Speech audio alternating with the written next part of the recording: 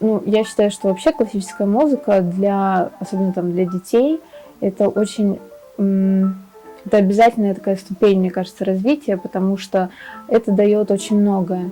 И интеллектуально развивает, вообще всеобщее, и кругозор какой-то появляется, потому что мы играем такую музыку, которую такие мастера вообще писали давным-давно, то есть и это до сих пор сохранилось.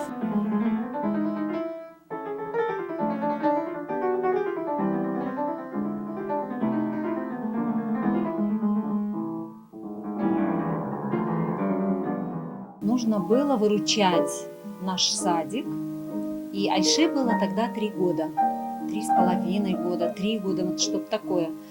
И шел между садами конкурс, фестиваль. Нужно было срочно выучить песню. Мы нашли минусовку, фонограмму, и она спела. И выучили мы с ней, очень быстро выучили песню «Крымские татарки». И она в национальном костюме, мы поставили ей танец. Мы в ансамбле работаем, поэтому это несложно. На аккомпанемент она танцевала и спела.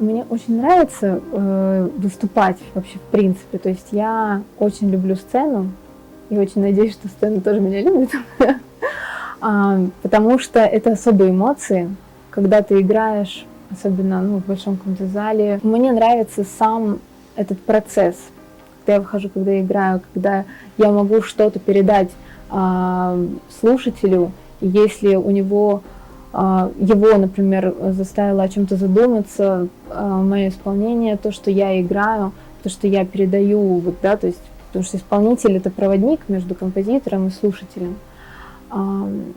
И вот эти эмоции для меня — это очень-очень важно.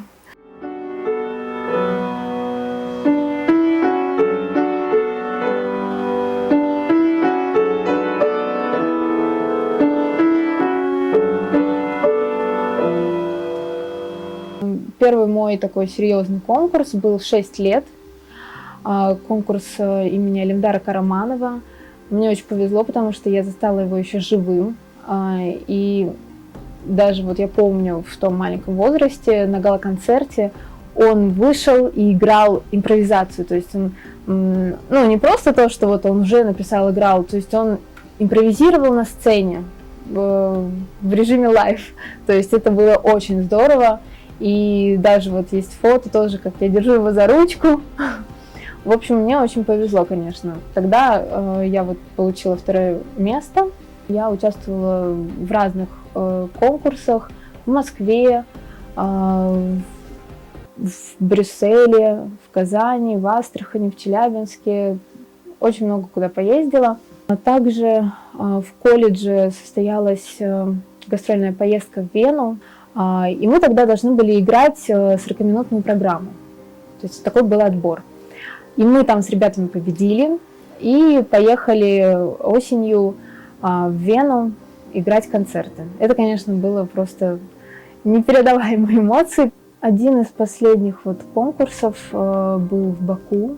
Очень престижно то, что 3-й тур там игра с оркестром. То есть если мы проходим первые 2 тура, есть такая возможность, такой шанс. Первые 2 тура мы играли в консерватории бакинской, и 3-й тур мы играли в филармонии имени Муслима Магомаева. Конечно, это огромное счастье играть на такой сцене, потому что сам Муслим Магомаев там когда-то пел. Я сыграла там концерт Листа с оркестром и заняла 1-е место в своей категории.